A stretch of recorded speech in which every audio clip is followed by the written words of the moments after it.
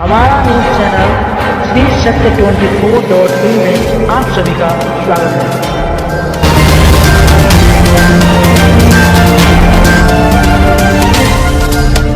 आप देख रहे हैं श्री सत्य 24.in, जनता की आवाज़ आप तक। मुन्ना पंडित और स्वागत करते हैं अपने चैनल पे। आज हम बात करेंगे, हमारे साथ बैठे हुए हैं जदयू के पूर्व प्रदेश सचिव, युवा नेता, शिक्षाविद प्रोफेसर डॉक्टर शशि भूषण प्रजापति। अभी जदयू में चल रहे विवाद को लेकर हम इनसे चर्चा करेंगे, बातें करेंगे और जानेंगे आगे क्या हो रही है। नमस्कार सर। नमस्कार, बहुत बहुत धन्यवाद। सर, अभी जो जदयू में विवाद चल रहा है उसको लेकर हम चर्चा करेंगे आपसे। कल के प्रेस कॉन्फ्रेंस में ललन सिंह ने आरसीपी सिंह पर पलटवार करते हुए कहा है कि जदयू डूबता हुआ नहीं बल्कि दौड़ता हुआ जहाज है। इस पे आपकी क्या प्रक्रिया है? देखिए, जहाज जब भी कोई चलता है तो उसे कैप्टन चलाता है जी। और आपको पता होगा कि हमारा जो जनता दल यूनाइटेड जो पार्टी थी उसको संगठन का स्वरूप देने का कार्य अगर कोई किया है इस पार्टी में तो वो आदरणीय आरसीपी बाबू हैं। जी जी। संगठन जो पहले जिला तक भी जिसका पहुंच नहीं था उसको बूथ स्तर तक पहुंचाने का अगर कोई काम किया है तो वो हमारे संगठनकर्ता जनता दल यूनाइटेड संगठन के शिल्पकार आदरणीय आरसीपी बाबू हैं, जो कि बूथ स्तर तक पार्टी को पहुंचा करके उसे एक संगठनिक स्वरूप देने का उन्होंने अपने मेहनत संघर्ष के बल पर प्रयास किया था। और जब उनको खुद ही इस पार्टी से इस्तीफा देने के लिए विवश किया गया तब आप समझ सकते हैं कि इस पार्टी का हश्र आने वाले समय में क्या होगा। तो यह पार्टी जो है बिल्कुल निश्चित रूप से कुछ दिनों के बाद डूबता हुआ जहाज प्रतीत होगी। आप भी इस बात को देखिएगा। पर ललन सिंह ने कहा है कि आरसीपी सिंह का तन कहीं और मन कहीं और है। तन और मन के मिलन और संगम की बात के विशेषज्ञ तो खुद ललन बाबू हैं, तो वो बताएंगे कि क्या कहना चाह रहे थे। जहाँ तक आरसीपी बाबू की सवाल है तो आपको मैं बता दूं कि आरसीपी बाबू पूरे मनोयोग से आज तक उनको जो भी जिम्मेवारी मिली है, चाहे वह सार्वजनिक जीवन की बात हो या राजनीतिक जीवन की, उन्होंने हर जिम्मेवारी का निर्वहन पूरे मनोयोग से, पूरे मन से उसका निर्वहन किया है। और मैं यह भी बताना चाहूँगा कि जो उन पर आरोप लगाया जाता है बीजेपी के साथ होने का, तो आपको यह पता होना चाहिए कि जो सरकार अभी चल रही है वो किसके सपोर्ट से चल रही है। वो पिछले 17 सालों से जो नीतीश बाबू जो मुख्यमंत्री बने हुए हैं वह किसके सपोर्ट से बने हुए हैं? वो बीजेपी के सपोर्ट से मुख्यमंत्री बने हुए हैं। आज 43-45 सीट होने के बावजूद भी, तीसरी नंबर की पार्टी होने के बावजूद भी आज अगर जदयू शासन की सरकार है तो वह किसके बदौलत है, किसके सपोर्ट से है? वह बीजेपी के सपोर्ट से है। तो आप यह बताइए कि बीजेपी के सपोर्ट से है तो आप कैसे आप उन पर यह आरोप लगा सकते हैं तन और मन का? हाँ जी जी। पर यह भी कहा जा रहा है कि आरसीपी सिंह को मंत्री पद के लिए बात करने के लिए भेजा गया था पर वो खुद नहीं ले पाए। देखिए, जिसको जहाँ पर जो जिस योग्य होता है, जिसमें जो क्षमता होती है उसी को भेजा जाता है। ये तो खुद ही कुर्ता पैंट पहन करके इस जो है ये मंत्री बनने का इंतज़ार 2019 से ही कर रहे थे। अरे भाई, आप में योग्यता रहेगी तब ना। आप में क्या योग्यता है बताइए? आप 2010 के बाद जो पार्टी छोड़े थे, आप क्या क्या नहीं बोले मुख्यमंत्री जी को। उसके बाद भी आप आए हैं तब मुख्यमंत्री जी के आप भरोसे जो है आपको पथ निर्माण मंत्री बनाया गया जीतनराम मांझी के कैबिनेट में। जबकि आप खुद जो चुनाव हार गए थे मुंगेर से, आप खुद सोचिए। उसके बाद भी जब जीतनराम मांझी को पथ निर्माण मंत्री से हटा दिए, फिर जब मुख्यमंत्री जी वापस बने, मुख्यमंत्री जब नीतीश कुमार बने तो फिर से इनको बुलाया गया कैबिनेट में। फिर इनको चुनाव फिर 2015 में लड़ाया गया। बताइए, उसमें भी यह चुनाव ये हारे थे। उसके बाद इसके बावजूद भी इनको एमएलसी के रास्ते इनको मंत्री बनाया गया। तो कृपा पर तो खुद ही है, इनमें तो कोई योग्यता रही नहीं है। तो खुद दूसरे का योग्यता समझेंगे कैसे? कल जो मंत्रिमंडल की जो विस्तार की बात चल रही थी तो जिसको बनना होता उसी को मुख्यमंत्री जी भेजते हैं। कल विजय कुमार चौधरी गए थे मंत्रिमंडल विस्तार पर बात करने के लिए, इनको नहीं बनाना था, इनमें योग्यता नहीं है, तो मुख्यमंत्री जी इनको नहीं बने तो नहीं भेजे। तो इस वजह से आप पिछली बार जब आदरणीय आरसीपी बाबू को भेजे थे तो आदरणीय आरसीपी बाबू को मंत्री पद संभालने के लिए यहाँ से मुख्यमंत्री जी भेजे थे। उन्होंने स्पष्ट भी किया कि अमित शाह से जब बात हुई तो मुख्यमंत्री जी खुद बोले कि आप जाके मंत्री पद संभालिए और सेंटर में जाकर के। जी जी। तो पार्टी ने जो भ्रष्टाचार के आरोप लगाए हैं, जदयू ने कहा है कि आरोप का जवाब देने से बचने के लिए आरसीपी सिंह ने इस्तीफा दे दिया। देखिए, आरोप का बिंदु बार उन्होंने जवाब दिया है, ठीक है ना। और जब राजनीति की भी एक मर्यादा होती है, एक लक्ष्मण रेखा होती है, लक्ष्मण रेखा कोई भी पार करेगा तो फिर उसे माफ़ नहीं किया जा सकता है। आप जो भ्रष्टाचार का जो आरोप लगा रहे हैं, पार्टी कब से जांच एजेंसी हो गई कि वो भ्रष्टाचार के आरोप का जांच करेगी? पार्टी आरोप लगा रही है, पार्टी क्या कोई जांच एजेंसी है क्या? पार्टी शोकॉज नोटिस भेज रही है भ्रष्टाचार का। अरे आप आइए ना, सब सारा चीज़ तो पब्लिक डोमेन में है। उन्होंने स्पष्ट कल से परसों से ही जवाब दे रहे हैं। कल भी मीडिया उनके पास गया था, बिंदुवार हर बिंदुओं पे वो जवाब उन्होंने देने का काम किया है।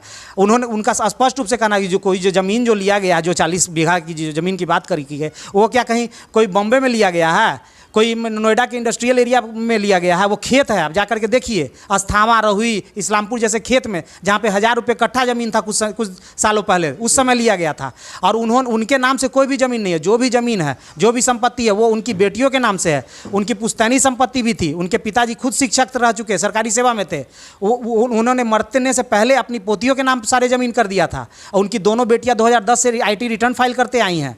आप सबको सारा कुछ पब्लिक डोमेन में, पब्लिक देख सकती है। उनकी दोनों बेटियां देश और राष्ट्र का समर्पण भाव से सेवा कर रही है। एक पुलिस पदाधिकारी है, एक वकील हैं। तो आप कैसे आरोप लगा सकते हैं? उनके नाम से एक भी कोई ज़मीन है तो आप बता दीजिए। जी ललन सिंह ने RCP बाबू पर दूसरा चिराग मॉडल बनने की कोशिश करने का आरोप लगाया है और कहा है जहां भी जाते हैं पहले से ही लोगों को स्वागत के लिए खड़ा किया जाता है और नारे लगाए जाते हैं। अब की बार जी देखिए, चिराग मॉडल की बात वो लोग कर रहे हैं जो दल बदलू मॉडल को खुद से ही जो है जिनका चरित्र और चाल चरित्र जो है, जो दल बदलू मॉडल का जो निर्वहन और अनुसरण करते आए हैं, वो अब चिराग मॉडल का आरोप लगा रहे हैं। आप समझिए कि पिछले बार 43 से 45 सीट पर जो आरोप लगाया जाता है आदरणीय RCP बाबू पे कि सीट पर ले आए, तो उस समय कौन थे राष्ट्रीय अध्यक्ष? नीतीश बाबू थे। उस समय पार्टी के प्रदेश अध्यक्ष कौन थे? उमेश सिंह, प्रदेश अध्यक्ष वशिष्ठ नारायण सिंह जी थे। तो आप देखिए कि और RCP बाबू क्या थे? संगठन प्रभारी थे। फिर भी इन पर आरोप लगाया जाता है। तो आप चिराग मॉडल का आप किस आधार पे लगा रहे हैं? और आप जितने लोगों को आपने उस समय टिकट दिया, तो वो टिकट जो आप दिए उस समय, तो मैक्सिमम दल बदलू लोगों को आपने बुला करके इस पार्टी में उनको टिकट दिया। तो आप ये देखिए कि आप टिकट किसको दे रहे हैं? आप उससे पार्टी के खुद जो कार्यकर्ता, समर्पित कार्यकर्ता थे, वो बिफर गए। तो पार्टी को खुद अपने हार का जो है खुद से समीक्षा करनी चाहिए। रही बात आप जो बोल रहे हैं कि नारा लगवाया जाता है, तो आप ये बताइए कि आदरणीय नीतीश बाबू के बाद अगर इस पार्टी में RCP बाबू जैसे अगर नेतृत्व उभर कर सामने आ रही थी और उसके लिए जनता उनके लिए अगर अब नारा लगा रही थी, तो ये तो पार्टी का जनाधार बढ़ रहा था। इससे तो पार्टी को और इस पार्टी के लिए सकारात्मक बात थी। इससे पार्टी और के नेतृत्व को घबराने का कोई बात नहीं था कि जो उससे घबरा करके कि हम ये इनका नेतृत्व उभर रहा है और उनसे घबरा करके लोग करें नारा स्वतः स्फूर्त लग रहा था। जो हमारा पिछड़ा, अति पिछड़ा, दलित, महादलित समुदाय के जो लोग हैं, जो पार्टी से जुड़े हुए, जिन्हें मान सम्मान और प्रतिष्ठा देने के जो युवा लोग हैं, जो महिला लोग हैं, जो अकलियत समाज के लोग हैं, उनको जो मान सम्मान प्रतिष्ठा आदरणीय RCP ने दिया, तो वो तो स्वतः स्फूर्त आएंगे ही।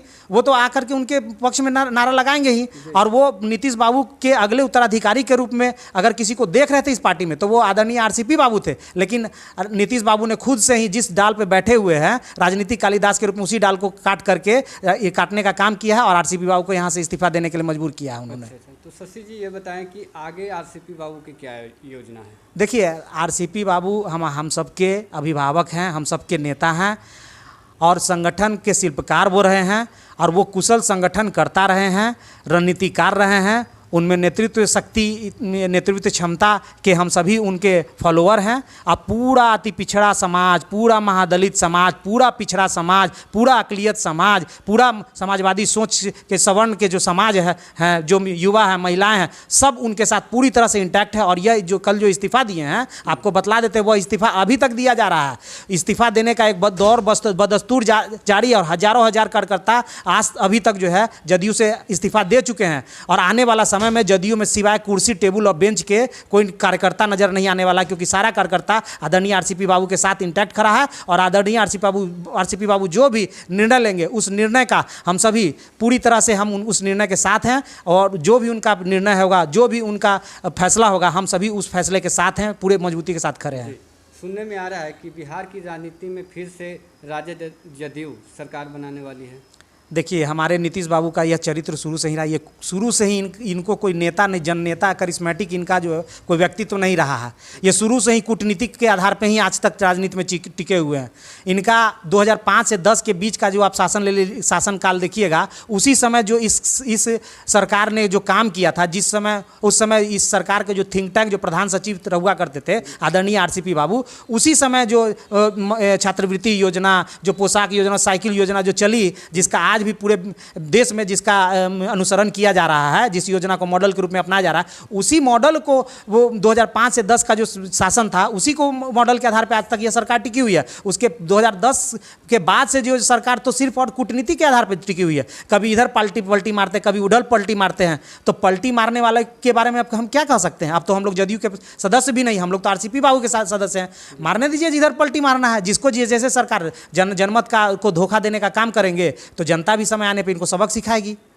जाते जाते हम ये कहना चाहेंगे कि हमारे जनता के लिए या आने वाले समाज में जो आप उभरता नेता हैं, तो आप क्या कहना चाहेंगे आने वाले समय? देखिए, हम अपने जितने भी मेरे समर्थक हैं, मेरे जितने भी जानने वाले चाहने वाले मेरे लोग हैं, वह जिस वंचित समाज के लिए मैं हमेशा आवाज़ उठाते रहता हूँ, जिस समाजवादी सवर्ण सोच के लोगों के लिए मैं आवाज़ उठाते रहा हूँ, जिस अति पिछड़ा समाज से मैं आता हूँ, तो उस समाज को अगर मान सम्मान और प्रतिष्ठा देने का कोई काम किया तो वो आदरणीय RCP बाबू ने किया है। और हम लोग आदरणीय RCP बाबू के नेतृत्व में हम लोग सब लोग मिल करके, और आने वाला समय जो है, यह देश, यह प्रदेश का जो सियासत है, वह हमारे ही इन्हीं लोगों के बीच इर्द गिर्द घूमेगा। और हम लोग आने वाले समय में RCP बाबू के साथ एक विकसित बिहार का निर्माण करने की ओर हम लोग एक अभियान के तहत हम लोग चल पड़े हैं। और यह जब तक अभियान पूरा नहीं हुआ, हम लोग इसी तरह से संघर्षरत रहेंगे। जी, बहुत बहुत धन्यवाद।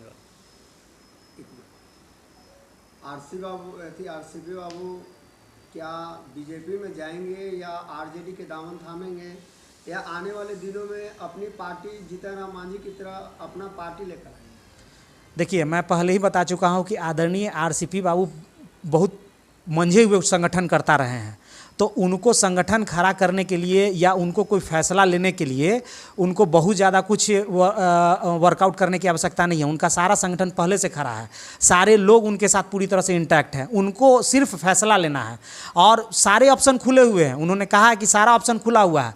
समय आने पर और हम लोगों से विचार विमर्श करने के बाद, चूंकि RCP बाबू शुरू से ही लोकतांत्रिक विचार के हिमायती रहे हैं पार्टी के अंदर भी, तो वो सब लोग से हम लोग से बातचीत कर रहे हैं। हम लोग सर्वसम्मति से आदरणीय RCP बाबू का जो भी फैसला होगा, जो भी उनका आदेश होगा, जो भी उनका निर्णय होगा, हम लोग उस निर्णय का निर्वहन करेंगे। उस फैसले का हम लोग मान सम्मान रखेंगे। उस फैसले के साथ हम लोग आगे बढ़ेंगे। और अभी तो फैसला ये है कि जदयू को हम लोग छोड़ चुके हैं और हम लोग अब संघर्ष के रास्ते की ओर अग्रसरित हो चुके हैं। बहुत बहुत धन्यवाद। नमस्कार।